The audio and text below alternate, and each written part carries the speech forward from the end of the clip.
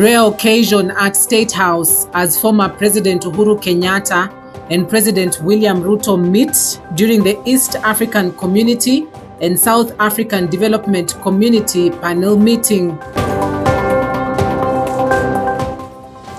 My name is Cynthia Nanjala. Let's get this show started.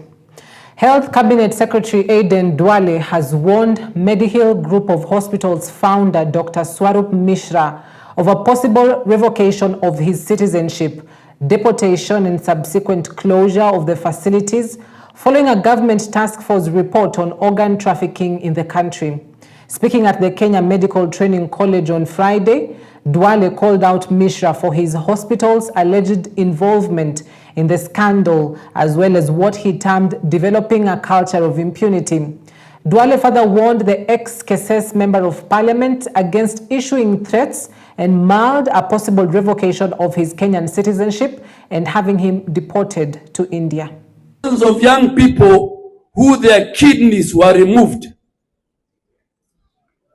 Some of them have disappeared. We have evidence. Some of them were paid. And I want our security team, where is our county commissioner? Yeah, you have a good team, but tell them they cannot be compromised by Mishra. Yeah. The matter of organ harvesting is a very serious thing, both Kenya and internationally. You cannot come to our country 20 years ago with a bag. You make money, you sell our organs, you become a member of parliament, you develop a culture of impunity, you hire lawyers, and then another kutisha sisi. I have delivered that report to Parliament, both houses, Senate and the National Assembly. And Senator Mandago, you must invite me and you must invite the committee that did the investigation. Our children, because of their social status, they were abused. They were given little money. Foreigners used NHIF. I'm reading the report. They used NHIF money to treat foreigners. Alafu wewe unaenda kuhaya lawyers, unafikiri unaenda kutisha sisi. If it means us revoking that citizenship, because your citizenship is not by birth, we will revoke the citizenship, we will close your hospitals, and we will deport you. Wale marafiki ya Mishra mwambieni Duale amesema hivyo. I'm sure there are many around. Mwambieni, we will, if it means revoking your citizenship, closing your hospitals, and deporting to you where you came from using the Citizens and Immigration Act. And Parliament can recommend that. We will do it. Interior and National Administration Cabinet Secretary Kipchumba Murkomen has told off those he says want to intimidate police officers in the guise that they have committed crimes against Kenyans in their line of duty. The Cabinet Secretary remained categorical that he will not be scared by anarchists who meted terror on innocent Kenyans and hide in the claim that action taken against the criminals amounted to International Criminal Court ICC charges. In reference to a case filed in court by politician Ruben Kagame faulting the CS, the Inspector General of Police Douglas Kanja and the Directorate of Criminal Investigations DCI Director Mohamed Amin in the handling of the recent protests, the CS maintained that he is confident they acted within the law. And the IG and the team have worked diligently within the Constitution, within the confines of the Constitution to defend this nation. And given another chance like that, we will do the same to make sure that this country is safe. Our responsibility is not something to play with. We are not experimenting on anything. We don't have the time to do experimental ideas on who will be taken to court by who. We know the law. As a lawyer, I am very clear in my mind, not just a lawyer, but a lawyer who has studied international human rights and humanitarian law. I understand the role of the International Criminal Court. I have visited that court many times before as a student, and thereafter many times. I know what the law says. I know what ICC statute says. I know what the penal code says. I know what the various legislation in Kenya say, and I am very clear in my mind. I defend the IG, the DCI, and everybody else who has been mentioned adversely, because they have just been doing their job within the law to make this country safe. Interestingly, all these people who have been speaking about us, they say nothing about the amount of terror that has been meted on the people of Kenya by anarchists who have banned police stations, banned supermarkets, banned courts, banned vehicles, banned administrative units, to the extent that people even died in Olkalau inside a cell. They only find it interesting to mention my name and for those security officers that we work with them. And I want to tell them that we know the law. We are not experimenting. And if they want us to, we just don't know the law. I used to teach the law. So, and we can help them appreciate the law a little bit. We are going to stand firm. I have said this before. As people try to test provisions of the law in court, those of us who are in the security sector, our decision is between life and death. It's about existence of a country or failure for a country to exist. And we will not allow our country to become an experimental place for anarchists. A manslaughter case against Pastor Mackenzie, Paul, and 94 others in a Mombasa law court will resume in November 2025. So far, 43 witnesses have testified and 50 more are expected to testify. Appearing before Chief Magistrate Alex Ithuku, the accused face allegations that their radical teachings and actions led to the deaths of scores of followers who were allegedly coerced to starve themselves to death in pursuit of religious salvation. During a cross-examination before Mombasa Chief Magistrate Alex Ithuku, the first witness, a 15-year-old referred to as GN, began by identifying photos of himself taken in the area where they lived in Shakahola. He said he was weak from lack of food and water. They were instructed to fast so that they could hasten their journey to heaven. Mackenzie had indicated that there were messages that Jesus had indicated that he wouldn't come back, but his people were to follow Jesus through death. Which of the graves had 7 bodies? By just looking at this map only. Yes. Which one?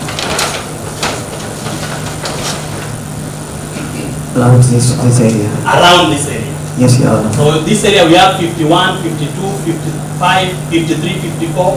They're around 10. Yes, Your Honor. Can you show me which one exactly? By just looking at this and not making reference, which one had 7 bodies? Is it possible? It may not be possible, but it's around 1 is 4, 1 At is least you 7. can tell me the area where there were 7 bodies. 12 kaburi moja. Ile ingine tukapata kuna watu 8, watu 7, watu 6. Yategemea na familia vile wamekaa. Kama walikuwa ni 5 na wameenda pamoja, utawapata wanazikwa pamoja. Naona. Tunaona hii mtu tumeweka naenda hivyo. Ni sisi. Nini wanyamachimba? Tunachimba sisi wachimbaji. Kwa sababu kuna kule kuonyesha kwamba hatutaki watu wakienda kule kufanya postmortem au DNA iwe inaleta shida, watu wamemvunja sikio au mdomo au meno. Tunamtoa vile vile wamemweka pale mahali. Tutamtoa vile vile na nguo zake vile amewekwa. Yule ambaye anajua ameweka pale na anajua jina atakuja kuambia huyu. They had indicated they have 50 more witnesses. We are hoping that that number can come lower so that we can get to find out whether there is a case to answer or not. So far the matter is going on well. There are no issues that have been raised by the accused persons, and we are just looking forward for the prosecution to hasten their feet and make sure that we have all the witnesses produced in court so that we can know the fate of this particular matter. There was tension today at the Democratic Action Party of Kenya headquarters here in Nairobi as two factions, one allied to the party leader Eugene Wamalwa and the other to the third deputy party leader George Natembeya, almost clashed as the party held a meeting to consider a petition to remove Trans Nzoia Governor George Natembeya from the party leadership after allegations of rocking the party from within. The party's National Management Committee later decided to refer the matter to the party's Internal Dispute Resolution Committee. National Management Committee has therefore decided to refer all petitions to the Internal Dispute Resolution Mechanism, that's the IDRM, to handle this urgently and to ensure the party activities continue uninterrupted, specifically focusing on the upcoming by-elections where we will field candidates across the country. Meanwhile, we appeal to the party members and our supporters to remain calm as the party leadership works to resolve the current impasse in the party. Democratic Party, we have very democratic institutions and mechanisms of resolving any disputes, and today we have agreed that that be done democratically and peacefully and openly and transparently. So we will be turning our focus, our full focus, to the by-elections. And we already have the leading candidates for Malava constituency, where I will be proceeding this weekend to start our campaigns for that parliamentary seat. We will also be fielding in Ugunja constituency, where we already have a candidate, and we will also be campaigning in Ugunja, in Huisero, in Garissa County, Fafi, where we have candidates across the country. So we want to ask all our members, wherever you may be, musiwe na wasiwasi, chama kiko imara, and you can see all of us here together, na wote tunaelekea kwenye uwanja. Kuna haja kwenda kwa chama kwa mkutano mnaongea lugha moja. What kind of nonsense is that? Tunataka kupanua chama ikuwe chama kubwa. So definitely watu watakuwa topol, even me, maybe. Ile vile maono tuko nayo tofauti kabisa. Mimi nikitolewa kama deputy party leader saizi na Mkuria awekwe kutoka kule Kuria. So sisi kwa amekuwa toppled, I'm just giving away because that's the party that we want Kenyans to be associated with. It want to be owned by all Kenyans. It's not toppling. The Kenya National Union of Nurses and Midwives has threatened to ground the nursing internship program should the Council of Governors fail to implement the 2017 collective bargaining agreement. Speaking in Kisumu, the union's Deputy Secretary General Maurice Opetu accused the COG of lacking goodwill in the reconciliation process that saw them suspend their strike for 30 days in July. Opetu further asked the Health Cabinet Secretary Aden Duale to reconsider the revocation of 306 posting of nursing interns who were reportedly found to have been posted irregularly. Opetu argued that some of those affected were due for a posting, calling for wider consultation within the technical team. That the nurses' strike will commence on 8th August 2025, midnight, without any failure. And therefore, if the governors are interested, if the Ministry of Health is interested, if the COG is interested, if SRC and the Public Service Commission are interested, if the Ministry of Labor is interested in seeing continuity of services to wananchi, to the citizens of Kenya who are suffering with a lot of issues around their homes and families, they should move with speed, engage us, have these matters resolved. The days that are remaining, 7 days, are too much for the issues we have, because there are issues that need goodwill, need just pen and paper on the table, then need cash allocation. That's all. Go's law is to request the CS to take time and have the cases investigated one by one, not grouping them together. We have genuine cases that should be reconsidered. The colleges, the MTCs, whose students come for practice under our supervision and instructions, that on 8th we are not going to be available for their students, and therefore they should arrange to recall their students. That CBA, the county governments have refused to implement. For that matter, we are not going to take it anymore, and that come on 8th of this month, that is 8th of August 2025, the nurses nationwide are going to go for an industrial action, a strike that has never been seen before. For the union makes us strong. Deputy President Kithure Kindiki says the Kenya Kwanza government is on track to deliver at least half of its promises by the end of its first term. Speaking at Cabernet Boys High School, he credited peace in Baringo to the government's security strategy, noting that stability has opened doors for growth in agriculture, education and health. Kindiki reported 70,000 teachers employed so far, with a target of 100,000 by 2026. Toka mambo ya afya, mpaka elimu, mpaka ya afya, toka mambo ya afya, mpaka elimu, mpaka masoko, mpaka barabara, mpaka stima. Sio ndio program na agenda ya serikali? Na wale wanapiga kelele huko nje, agenda yao ni nini? Hana agenda, ni kusema tu sijui nini, one time, sijui nani. Sasa hawa jamaa tutawanyorosha. Tunangojea tu kampeni ifike. Unajua Rais William Ruto bado hajagurumisha engine ya gari yake ya kampeni. Unajua watu waliona William Ruto usiku, hawajamuona mchana. Walimuona usiku, hamjui vizuri, hawakumuona vizuri.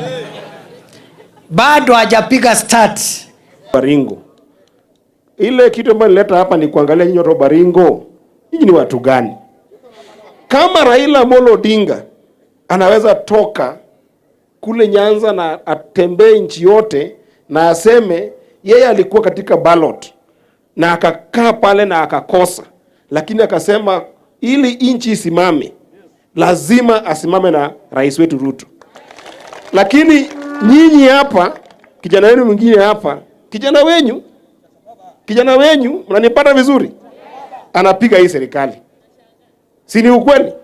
Kuna kijana wenu hapa anapiga hii serikali na ni mtu alipatiwa chance, familia yao ikarudi Kenya, anajua vile kazi ya kutengeneza Kenya ni ngumu, lakini yeye anapiga serikali. Umejaa watu wawivu kabisa. Mimi naomba Mwenyezi Mungu asaidie watu wengine. Atibaka sasa kuna watu wameenda kotini kusema hii program ya empowerment isimamishwe. Washindwe wasishindwe.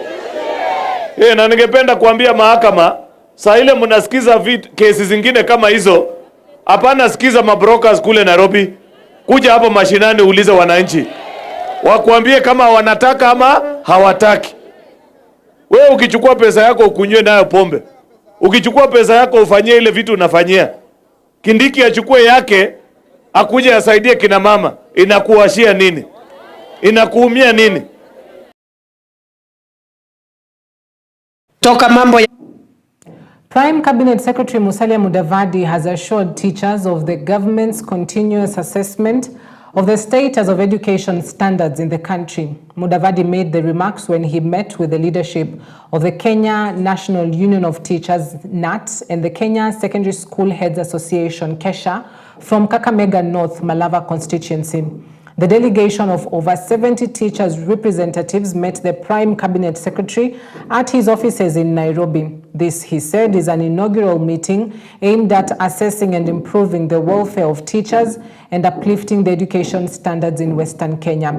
Mudavadi emphasized the government's commitment to partnering with educators in transforming learning environments and improving the welfare of communities, not only in Malava, but throughout Western Kenya, as part of building a stronger, more inclusive national future.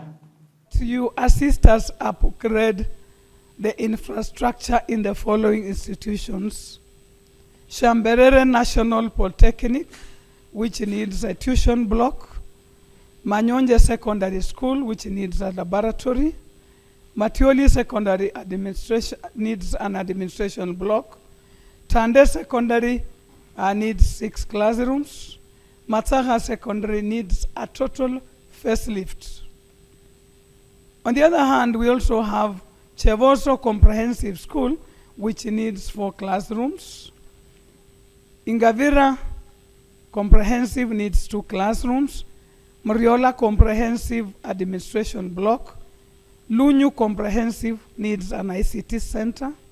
So I identify with all of you, and I know just how important you are in influencing the careers of our young ones, in mentoring them, and also by talking to the parents in shaping the opinions and growth trajectory of our society. But let me come back home and appreciate you, because in 2023, Malava took the highest number of students to the university. They became my clients. 820. That was 12% of the Kakamega County. The average was 5%. Now this year, you have done even better. We have 1,040 coming to universities. You must give direction. You must start shaping the narrative at the grassroots. Because you are listened to. Your voice is not a joke. The voice of the people in this room and the several others, thousands that have been left in Malava, is so significant. So let us be that itiro, that pillar that will help Malava make a good decision for the people of Malava. In a rare occurrence, President William Ruto and his predecessor Uhuru Kenyatta met at State House in Nairobi, and the two leaders were attending a joint meeting of the East African Community and the Southern Africa Development Community co-chairs with a panel of facilitators for the DRC peace process. The meeting was co-chaired by Ruto in his role as the current EAC chairperson, and President Emmerson Mnangagwa of Zimbabwe, who chairs the Southern African Development Community. President Mnangagwa arrived in the country on Thursday. The high-level gathering was a concerted push to harmonize peace efforts and bring stability to the volatile eastern DRC region. According to the Ministry of Foreign Affairs, the Nairobi meeting aimed to align efforts between EAC and SADC-led initiatives and reinforce regional coordination in the DRC in a show of the continent's commitment to African-led solutions. Let me reiterate our commitment as joint chairs to providing leadership on this process on behalf of our joint EAC SADC Summit of Heads of State and Government. And we did decide to take the historic step, the first time ever that has happened in this continent, to bring two regional economic blocs together to facilitate the resolution of the process in Eastern DRC, because we realized